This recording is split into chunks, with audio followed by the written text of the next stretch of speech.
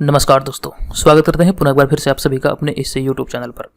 ये mock test 8 है। ये टेस्ट सीरीज के अंतर्गत 8वां सेट। इससे पहले ऑलरेडी 7 सेट चैनल पर प्लेलिस्ट में अरेंज किया जा चुका है। अगर आपने नहीं देखा है और घर बैठे आप बीपीएससी एग्जाम की तैयारी में लगे हुए हैं तो वो सेट को जरूर देखिए। प्रत्येक सेट में 50 प्रश्न है और प्रत्येक सेट की तरह इस सेट में भी प्रश्नों की संख्या 50 है और इसका पासिंग मार्क्स रखा गया है 35। आप कोशिश कीजिए कि 35 से अधिक प्रश्नों को आप सही से हल कर पाएँ। अगर 35 से अधिक प्रश्नों को आप सही से हल करते हैं तो आपकी तैयारी को काफ़ी अच्छी मानी जाएगी। अगर उससे कम भी है तो आपको घबराने की कोई ज़रूरत नहीं है। हमारे इस श्रृंखला की सभी वीडियो को निरंतर देखें, इससे आपकी तैयारी काफ़ी अच्छी हो जाएगी। और यहाँ जो आपको ये लिस्ट दिख रहा है, ये लिस्ट में वे ऐसे छात्र हैं जिन्होंने मॉक टेस्ट 7 में उत्कृष्ट प्रदर्शन किया है। ये पहले स्थान पर है मुकेश कुमार, फिर राजीव कुमार, फिर प्रिया चंदन, फिर राकेश कुमार और शक्ति कुमार। ये 5 लोग थे जिन्होंने मॉक टेस्ट 7 में काफ़ी अच्छा प्रदर्शन किया और ये सभी हमारे पेड मेंबर हैं। पेड ग्रुप से अगर अभी तक आपने ज्वाइन नहीं किया है तो जरूर ज्वाइन कीजिए। इस वीडियो के डिस्क्रिप्शन में तमाम जानकारियाँ दी गई हैं। 66वीं बीपीएससी के लिए हमारा जो टेस्ट सीरीज चल रहा है, जिसके अंतर्गत आपको मॉक टेस्ट का PDF प्रोवाइड कराया जा रहा है, तो आप जरूर जुड़ें हमारे इस पेड ग्रुप से। तो चलिए, यहाँ पे ये सेट स्टार्ट होता है और सभी प्रश्नों को आप काउंट करेंगे। 50 में से आप कितने प्रश्नों को सही से हल करते हैं, वीडियो के अंत में मुझे कमेंट करके जरूर बताइएगा। ये सभी प्रश्न काफ़ी इंपॉर्टेंट है बिहार में आयोजित होने वाले सभी कम्पिटिटिव एग्जाम के दृष्टिकोण से। तो पहला प्रश्न है, अमेरिकी गृह युद्ध के पश्चात किसका अंत हुआ था? अमेरिकी गृह युद्ध के पश्चात किसका अंत हुआ था? तो इस प्रश्न का आंसर होगा ऑप्शन नंबर ए, यानी कि दास प्रथा। अमेरिकी गृह युद्ध के पश्चात दास प्रथा का अंत हुआ था। नेक्स्ट प्रश्न है, सीसा का महत्वपूर्ण अयस्क क्या है? आंसर हो जाएगा गैलेना। सीसा गैलेना से प्राप्त किया जाता है, जबकि लोहा हेमेटाइट से और एल्युमिनियम बॉक्साइट से प्राप्त किया जाता है। तो सीसा का महत्वपूर्ण अयस्क है गैलेना। तो ये सारी चीज़ों को आप ध्यान रखें। चलिए बढ़ते हैं अगला प्रश्न पे। हमारा तीसरा प्रश्न है यहाँ पर, जल द्वारा किसी कार्बनिक यौगिक के रासायनिक अपघटन को क्या कहते हैं? जल द्वारा किसी कार्बनिक यौगिक के रासायनिक अपघटन को क्या कहते हैं? इस प्रश्न का आंसर होगा ऑप्शन नंबर सी, यानी कि जल अपघटन। ऑप्शन नंबर सी यहाँ पे करेक्ट होगा। चलिए अगला प्रश्न देखते हैं, निम्न में से किस में शीशे की मात्रा अधिक पाई जाती है? इस प्रश्न का आंसर होगा ऑप्शन नंबर सी, यानी कि उच्च ऑक्टेन वाला ईंधन में शीशे की मात्रा अधिक पाई जाती है। सही आंसर ऑप्शन नंबर सी। चलिए अगला प्रश्न है यहाँ पर, यदि पदार्थ के द्रव्यमान और वेग दोनों को उनके परिमाण से दोगुना कर दिया जाए तो गतिज ऊर्जा कितनी होगी? प्रश्न है, यदि पदार्थ के द्रव्यमान और वेग दोनों को उसके परिमाण से दोगुना कर दिया जाए तो उसकी गतिज ऊर्जा कितनी होगी? इस प्रश्न का आंसर होगा ऑप्शन नंबर सी, यानी कि 8 गुना होगी। देखिए, इससे पहले जो हमारा जो वीडियो आया है वहाँ पे मैं 10 सेकंड का टाइमर लगाया हुआ था हर वीडियो में। तो उस तरह के वीडियो बनाने में थोड़ी सी ज़्यादा मेहनत लगती है और काफ़ी समय का बर्बादी होता है। तो मैंने इसे ध्यान में रखते हुए, कई लोग उसमें बोल भी रहे थे कि सर टाइमर को हटा दीजिए, टाइमर को हटा दीजिए। तो मैंने सोचा इतना मेहनत करने के बावजूद आप लोग बोलते हैं टाइमर को हटा दें, तो इस वजह से मैंने टाइमर को हटा दिया और अलग तरीके से मैं ये वीडियो बना रहा हूँ। अगर इसमें किसी प्रकार की किसी को शिकायत है तो कमेंट करके बताइए, मैं कुछ अलग करने का प्रयास करूँगा। हालाँकि ये सेट चलता रहेगा, लेकिन इसमें कुछ प्रकार की मॉडिफिकेशन हो सकती है अगर आप बोलेंगे तो, नहीं तो ऐसा ही चलता रहेगा। चलिए अगला प्रश्न है, बोर्न ऐश में क्या होता है? छठा प्रश्न है, बोर्न ऐश में क्या होता है? इस प्रश्न का आंसर होगा ऑप्शन नंबर सी, यानी कि कैल्शियम फॉस्फेट। बोर्न ऐश में कैल्शियम फॉस्फेट होता है। सही आंसर होगा हमारा ऑप्शन नंबर सी। अगला प्रश्न है, 7वां प्रश्न, टेस्ला किसकी इकाई है? यह भी काफ़ी महत्वपूर्ण प्रश्न है। टेस्ला किसकी इकाई है? ये चुंबकीय क्षेत्र की इकाई है। ऑप्शन नंबर सी यहाँ पे करेक्ट आंसर होगा। नेक्स्ट प्रश्न में चलते हैं, हमारा 8वां प्रश्न देखते हैं, ध्वनि का तारत्व किस पर निर्भर करता है? ध्वनि का तारत्व आवृत्ति पर निर्भर करता है। सही आंसर होगा हमारा ऑप्शन नंबर ए, यानी कि आवृत्ति। नेक्स्ट प्रश्न है, नोबेल पुरस्कार विजेता भारतीय अमर्त्य सेन किस क्षेत्र में कार्य के लिए प्रसिद्ध है? तो इस प्रश्न का आंसर होगा नवा का ऑप्शन नंबर डी, यानी कि अर्थशास्त्र। अर्थशास्त्र के क्षेत्र में अमर्त्य सेन को नोबेल पुरस्कार मिला था। तो इस बात का ध्यान रखेंगे। सही आंसर होगा ऑप्शन नंबर डी। चलिए हम आगे बढ़ते हैं 10वां प्रश्न में, किस दर्शन के अनुसार ब्रह्म ही सत्य है? किस दर्शन के अनुसार ब्रह्म ही सत्य है? तो 10वें का सही आंसर हो जाएगा हमारा ऑप्शन नंबर बी यानी कि वेदांत। वेदांत दर्शन के अनुसार ब्रह्म ही सत्य है। चलिए 11वां प्रश्न है, उत्तर पश्चिम में भारत की सीमाएं किस देश के साथ लगी हुई है। यहाँ पे गलती से लिखा गया किस देश, तो प्रश्न है उत्तर पश्चिम में भारत की सीमाएं किस देश के साथ लगी हुई है। तो 11वें नंबर का सही आंसर होगा ऑप्शन नंबर डी यानी कि पाकिस्तान के साथ। उत्तर पश्चिम में भारत की सीमाएं पाकिस्तान के साथ लगी हुई है। दोस्तों यहाँ पे जो मैं ये आपको बता रहा हूँ, ये सभी प्रश्न ये पीडीएफ के फॉर्मेट में पेड ग्रुप पर सुबह ही प्रोवाइड कराया जाता है और आपको टाइम दिया जाता है कि आप सॉल्व करें और उसके बाद शाम में इसका वीडियो फॉर्मेट चैनल पर अपलोड किया जाता है। अभी तक लगभग 70 लोगों ने इसे ज्वाइन कर चुका है। अगर आप भी ज्वाइन करना चाहते हैं तो वीडियो के डिस्क्रिप्शन में तमाम जानकारियाँ दी गई है, आप वहाँ पे इसे जाके हमें ज्वाइन कर सकते हैं। अगला प्रश्न है, रेडियो एक्टिविता का सिद्धांत किसने दिया था। रेडियो एक्टिविता का सिद्धांत दिया था ऑप्शन नंबर सी यहाँ पे करेक्ट हो जाएगा, हेनरी बेकुरल ने। ये सेट का खास बात यह है कि ये 66वीं बीपीएससी तक निरंतर इसी तरह से चलता रहेगा। ये आपकी तैयारी को काफ़ी मजबूत कर देगी, तो इसलिए पेड ग्रुप को ज्वाइन करें। और इस प्रकार अगला प्रश्न है, निम्न में से किस समिति का संबंध रेलवे सुधार से है। किस समिति का संबंध रेलवे सुधार से है। ऑप्शन नंबर सी यहाँ पे करेक्ट आंसर होगा, विवेक देवराय समिति। और यहाँ पे जो ऑप्शन नंबर ए में दिख रहा है बलवंत राय मेहता समिति, ये पंचायती राज व्यवस्था से संबंधित था, इस बात का आप ध्यान रखेंगे। चलिए अगला प्रश्न है, ब्रिटिश को भारत में राजनीतिक शक्ति किसके बाद प्राप्त हुई थी। किस युद्ध के बाद ब्रिटिश को भारत में राजनीतिक शक्ति प्राप्त हुई थी। तो 14 का सही आंसर होगा प्लासी का युद्ध। अगर आप में से किसी को पता है प्लासी का युद्ध कब हुआ था तो बताइए, काफ़ी इंपॉर्टेंट है। प्राचीन भारत के अंतर्गत प्लासी का युद्ध, बक्सर का युद्ध, तो बताइए प्लासी का युद्ध कब हुआ था।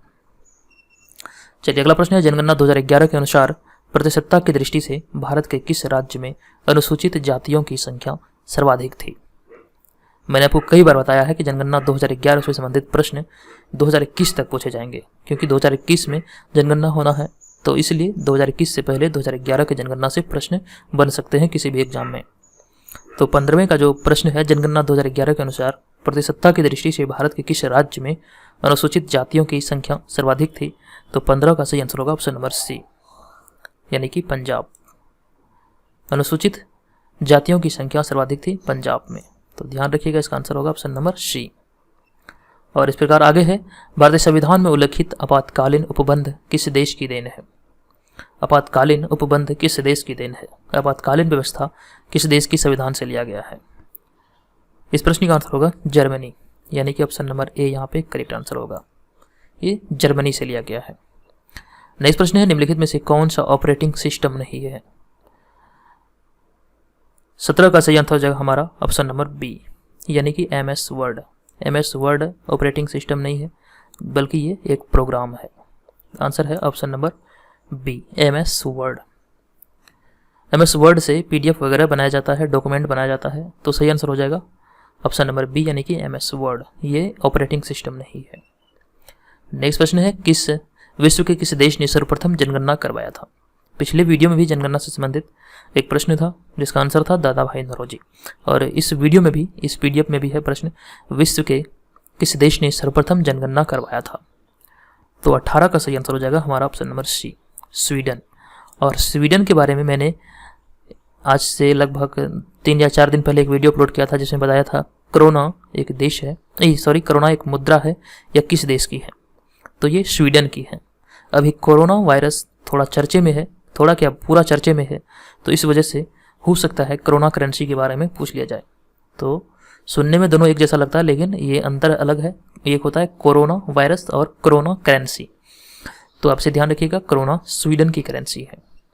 अगला प्रश्न है, पारिस्थितिक पिरामिड की संकल्पना को किसने प्रस्तुत किया था। पारिस्थितिक पिरामिड की संकल्पना को किसने प्रस्तुत किया था। आंसर हो जाएगा ऑप्शन नंबर बी यानी कि एल्टन ने।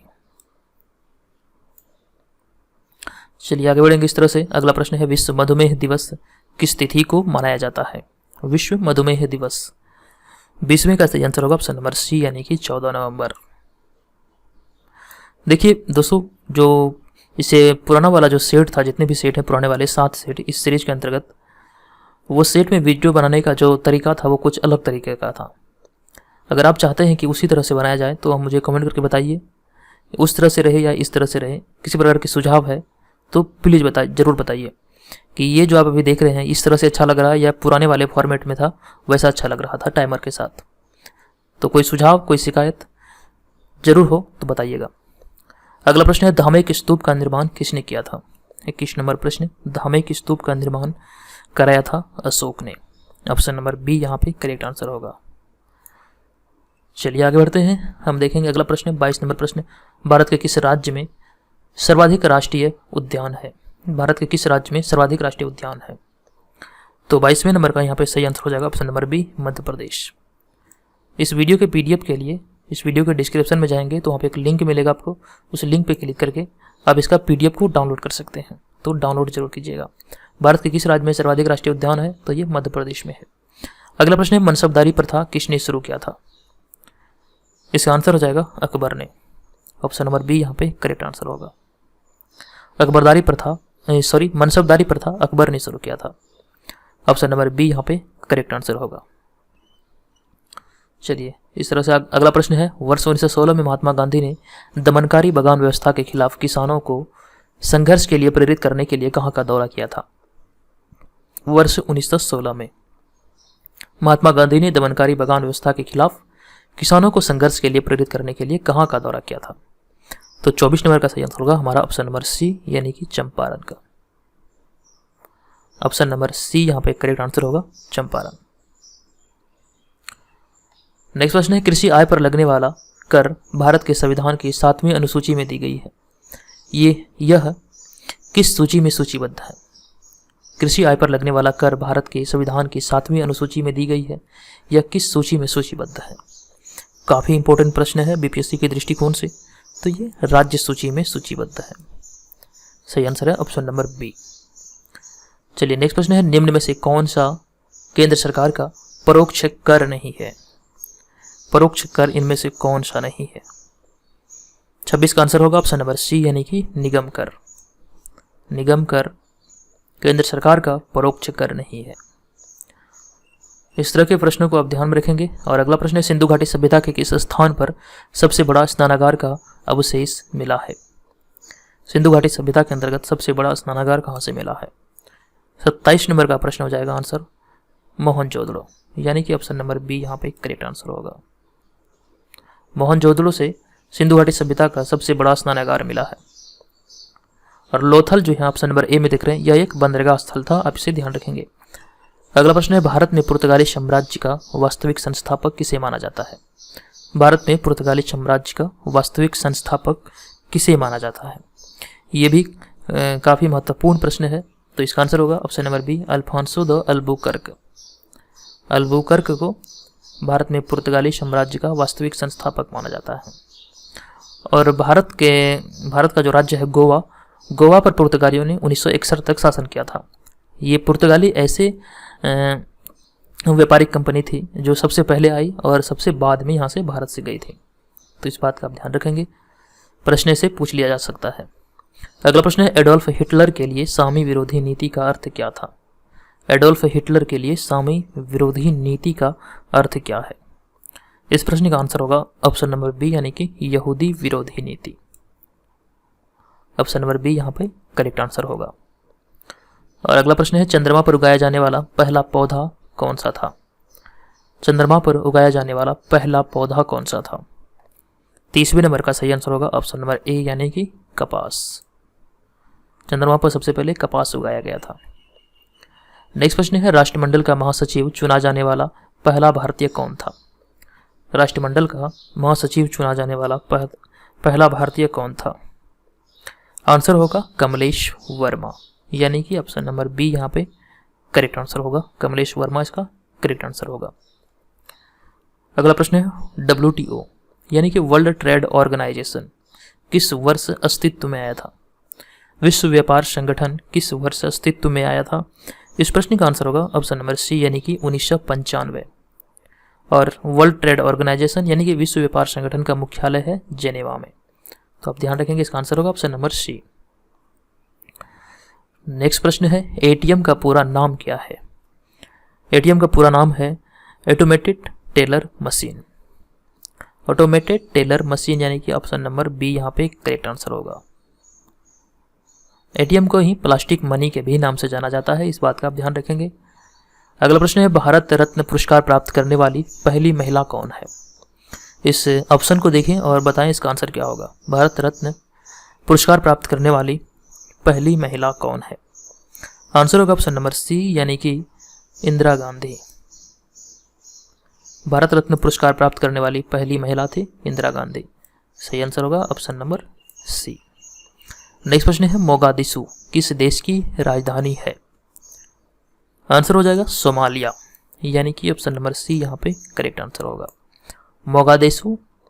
मोगादिशु सोमालिया की राजधानी है। थाईलैंड की मुद्रा क्या है? 36 नंबर थाईलैंड की मुद्रा क्या है? इसका आंसर हो जाएगा बहत। थाईलैंड की मुद्रा है बहत और थाईलैंड की राजधानी है बैंकॉक। चलिए अगला प्रश्न है भारतीय रेलवे ने साउथ कोस्ट नाम से एक नया रेलवे जोन बनाने की हाल ही में घोषणा की है। इस जोन का मुख्यालय कहाँ होगा? प्रश्न को एक बार फिर से पढ़िए, एक करंट से रिलेटेड प्रश्न है। भारतीय रेलवे ने साउथ कोस्ट नाम से एक नया रेलवे जोन बनाने की हाल ही में घोषणा की है। इस जोन का मुख्यालय कहाँ होगा? तो 37 नंबर का यहाँ पे हमारा सही आंसर होगा ऑप्शन नंबर बी यानी कि विशाखापत्तनम। ऑप्शन नंबर बी यहाँ पे करेक्ट आंसर होगा। चलिए अगला प्रश्न है किस भारतीय महिला पहलवान को प्रतिष्ठित लोरियस वर्ल्ड स्पोर्ट्स अवार्ड के लिए नामित किया गया है? तो 38 का सही आंसर होगा ऑप्शन नंबर ए यानी कि विनेश फोगाट। किस भारतीय महिला पहलवान को प्रतिष्ठित लोरियस वर्ल्ड स्पोर्ट्स अवार्ड के लिए नामित किया गया? आंसर होगा विनेश फोगाट। अगला प्रश्न है प्रधानमंत्री नरेंद्र मोदी ने 29 जनवरी 2019 को भारतीय सिनेमा के प्रथम संग्रहालय का उद्घाटन कहाँ किया? तो 39 नंबर का सही आंसर हो जाएगा हमारा ऑप्शन नंबर सी यानी कि मुंबई में। इस प्रश्न को ध्यान से पढ़िए, एक बार मैं फिर से पढ़ के सुना रहा हूँ। प्रधानमंत्री नरेंद्र मोदी ने 19 जनवरी 2019 को भारतीय सिनेमा के प्रथम संग्रहालय का उद्घाटन मुंबई में किया था। आप ध्यान रखेंगे, इसका आंसर होगा मुंबई। और अगला प्रश्न है श्वेत फास्फोरस सामान्यतः किसके अंतर्गत रखा जाता है? श्वेत फास्फोरस को कहाँ रखा जाता है? आंसर होगा जल। ऑप्शन नंबर डी यहाँ पे करेक्ट आंसर होगा। बायोगैस का मुख्य घटक कौन सा है? 41 नंबर प्रश्न का आंसर हो जाएगा ऑप्शन नंबर बी यानी कि मीथेन। बायोगैस का मुख्य घटक है मीथेन। ऑप्शन नंबर बी यहाँ पे करेक्ट आंसर होगा। उसके बाद अगला प्रश्न है उत्तक जन जिससे बाह्य त्वचा बनती है वह क्या है? उत्तक जन जिससे बाह्य त्वचा बनती है वह क्या है? इसका आंसर होगा त्वचा जन। ऑप्शन नंबर बी यहाँ पे, ऑप्शन नंबर सी यहाँ पे करेक्ट आंसर होगा त्वचा जन।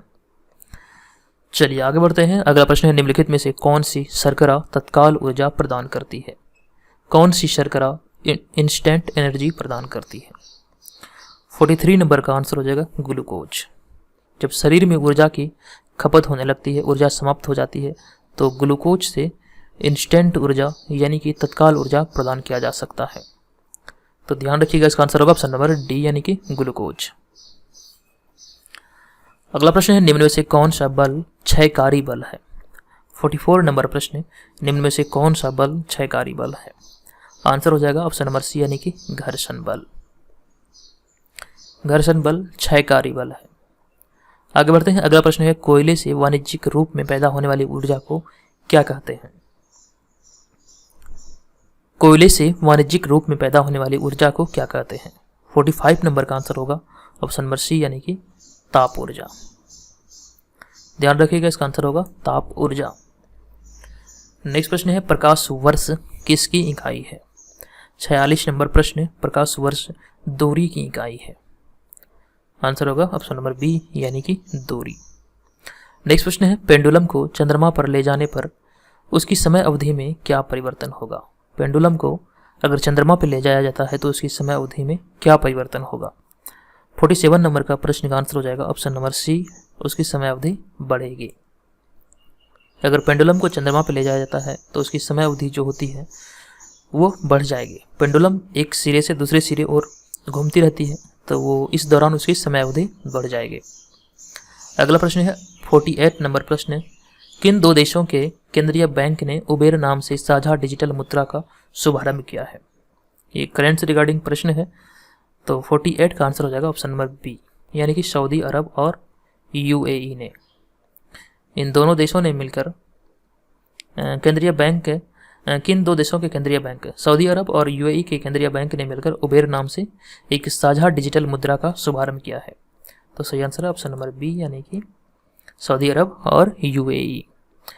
नेक्स्ट प्रश्न है 49 नंबर प्रश्न है यहाँ पर, हिंदू धर्म में वेदों की संख्या कितनी है? काफ़ी इजी प्रश्न है। तो वेदों की संख्या है 4, ऑप्शन नंबर ए करेक्ट होगा। और वेदांत की संख्या है 6। जो वेद थे उसका निर्माण किया गया था, तो वेदों की संख्या है 4। सबसे प्राचीन वेद है ऋग्वेद, और जो बाद वाला वेद है वो है अथर्ववेद। और वेदों को ही अच्छे से समझने के लिए वेदांत को लिखा गया था। तो वेद की संख्या है 4 और वेदांत की संख्या है 6। आप ये दोनों को ध्यान रखेंगे। और अगला प्रश्न है 50 नंबर प्रश्न, कोयले की सर्वोत्तम क्वालिटी कौन सी है? तो आप सभी को मैंने कई बार बताया है, कोयले की सर्वोत्तम क्वालिटी है एंथ्रासाइट, यानी कि ऑप्शन नंबर सी। सबसे पहले एंथ्रासाइट, और फिर है बिटुमिनस, फिर है लिग्नाइट, फिर आता है पीट। तो पीट जो है सबसे खराब क्वालिटी की कोयला है, और सबसे अच्छी क्वालिटी की कोयला है एंथ्रासाइट। एक बार सीरीज को फिर से ध्यान रखिए, एंथ्रासाइट, बिटुमिनस, लिग्नाइट और पीट। तो ये यहाँ पे 50 प्रश्न था। 50 प्रश्नों में मॉक टेस्ट 8 के अंतर्गत आपने कितने प्रश्नों को सही से हल किया है? ईमानदारी से इस वीडियो के कमेंट बॉक्स में जाइए और कमेंट कीजिए, ताकि मैं भी समझ सकूं कि आपकी तैयारी कितनी अच्छी है और मुझे किस प्रकार से प्रश्नों को अरेंज करना चाहिए। तो आपका इस प्रकार कमेंट करना काफ़ी मेरे लिए यूजफुल होगा। और आप वीडियो को लाइक करके हमारे मोटिवेशन को और अधिक बढ़ाएं, और इसी तरह के वीडियो निरंतर आता रहेगा चैनल पे। आपका एक लाइक की अपेक्षा है मुझे। और दोस्तों, चैनल पे पहली बार वीडियो देख रहे हैं तो चैनल को जरूर सब्सक्राइब करें। तो मिलेंगे नेक्स्ट वीडियो में मॉक टेस्ट 9 के साथ। आप हमारे टेलीग्राम चैनल से जरूर जुड़ें। इसका PDF टेलीग्राम और व्हाट्सएप ग्रुप पे दोनों जगह डाला जाता है, तो इसका PDF जरूर डाउनलोड कीजिएगा। चलिए मिलते हैं नेक्स्ट वीडियो में, तब तक के लिए धन्यवाद।